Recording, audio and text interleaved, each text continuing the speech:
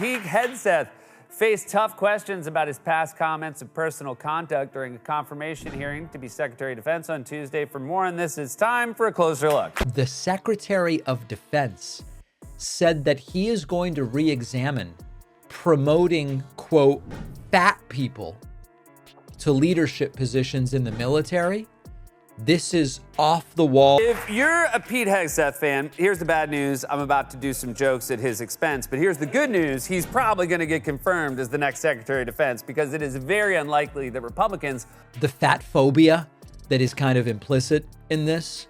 And I continue to go back. You know, my view on a lot of this stuff has been that we simply need... A general sends classified military plans through secure channels. Then our genius defense secretary copies it to Signal and shows his family. Next thing you know, Houthi rebels are shooting down American drones in Yemen. Connect the dots, people. This isn't just another Trump administration oopsie. When Hillary had a private email server, these same folks wanted her locked up. But when Trump's defense secretary uses an unsecured app to chat about military strikes, crickets. The double standard is so obvious, even my grandma's half-blind cat could see it. Before we move on, I'd like to ask you a small favor. If you appreciate this content, please take a second to like this video and subscribe to the channel. Over 98% of you watch the videos without subscribing. It costs you nothing, but it makes a huge difference to us. So, did you click the subscribe button? Great, thank you so much. Now, back to the video. So here's a crazy question. What happens when the guy in charge of America's military can't follow basic security rules? Well, we're finding out thanks to Pete Hegseth, Trump's defense secretary, who apparently thinks national security is just a suggestion. Hegseth received some classified information about military strikes in Yemen through proper channels. That part was fine. But then, and this is where things get facepalm worthy, We'll stand up to Donald Trump on this. And you might be saying, Seth, why would a Pete Hegseth fan be watching your show? Fair point.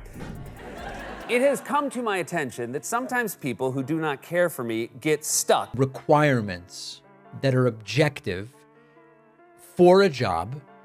And if people meet the requirements, then you can't really deny them the job based on anything about their identity or... Watching my show. And to those people, I would just say, you have my sympathy, and I hope you get a TV soon that allows you to change the channel. Moving on, you may know. Oh, should there be women in combat? Or there was a long time ago. he decided to copy that super sensitive stuff onto Signal. Yes, Signal, that messaging app your teenager uses to hide conversations from you. And because sharing classified military info with unauthorized people is apparently his idea of a good time, he sent it to his family members too. But the real kicker? Hegseth didn't just use Signal on his government-issued devices. No, that would be too mainstream. Instead, he specifically requested a dirty line, a personal computer connected to an unsecured commercial internet line right in his Pentagon office. This special setup completely bypassed the Department of Defense's firewall protections. It's like installing a doggy door on the Pentagon and being surprised when secrets get out. Jimmy Kimmel, never one to miss a chance to point out absurdity, absolutely roasted Hegseth for this security disaster. But the real comedy gold came when Kimmel highlighted the Mount Everest of hypocrisy here. See, before joining the administration, Hegseth spent years on Fox News ranting and raving about leakers in previous administrations like they were public enemy #1. Kimmel played a brilliant supercut of Hegseth's greatest hits condemning leakers, only to follow it with the punchline, "You don't have time for leakers, you are the leaker mate." The audience erupted with laughter because, well, when karma hits, it hits hard. Remember when Trump and his MAGA army wanted Hillary Clinton locked up for her email server? Lock her up was practically their fight song at rallies. Kimmel reminded everyone of their pearl-clutching outrage over proper handling of sensitive information. Outrage that now looks as phony as a $3 bill. The technical details make this even more ridiculous. General Kurilla, doing things by the book, sent this sensitive information through proper classified systems. That's how it's supposed to work. But Hegseth apparently couldn't be bothered with such trivial matters as national security protocols. Why use the secure, protected government systems when you can just blast sensitive military details on an app that's not authorized for official government communications? Pete Hegseth primarily is a Fox News host with a lack of government experience and some very weird views. For example, here's how the man, who may well be our next Secretary of Defense, once explained Russia's invasion of Ukraine. It works pretty well to say, here are the requirements of the job. you've got to be able to drag a 175-pound person that can't move themselves 200 yards in under 3 minutes. Of course, Ukraine is a sovereign nation of 36 million people, not Putin. But why I gotta go be the wet blanket?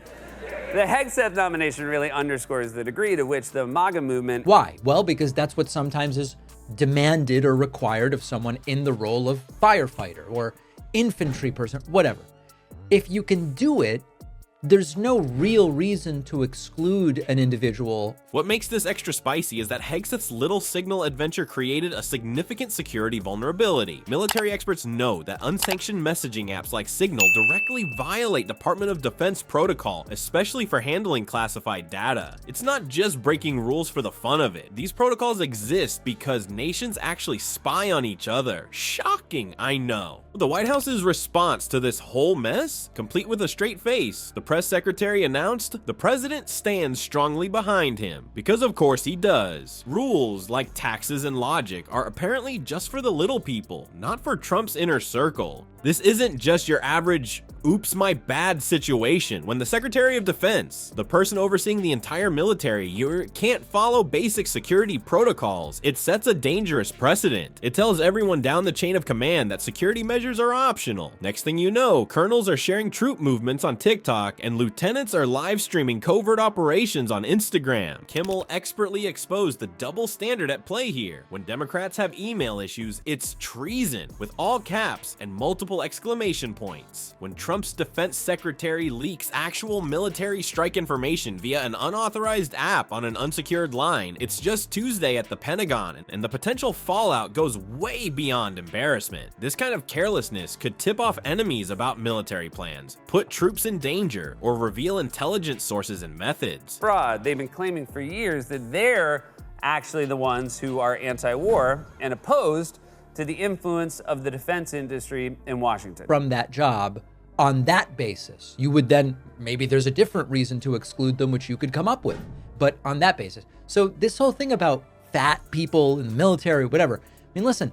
Look, I completely agree about the corrosive influence of the military-industrial complex and the grotesque collusion between weapons manufacturers and our defense establishment. If you're in a role where there is a certain physical requirement, establish what that is, and if someone can't meet it because of their weight or for whatever reason, well, then they don't qualify. It's not just embarrassing, it's the first domino in a chain of potentially deadly consequences. The sheer irony of someone who built his media career partly on criticizing leakers becoming exactly what he professed to hate is almost too on the nose to be real. But here we are, watching the party of national security treat classified information with all the care of a toddler handling fine china. But you know what's the cherry on top of this whole mess? The Houthis in Yemen have shot down more than a dozen US drones in recent months. Yeah, that's right. While our defense secretary was playing telephone game with classified info, our enemies were literally knocking our tech out of the sky. The stakes couldn't be higher, folks. This isn't just about some fancy Washington rule breaking. When Grumpy Trumpy's team treats war planning like they're ordering Uber Eats, actual American technology and potentially lives are on the line.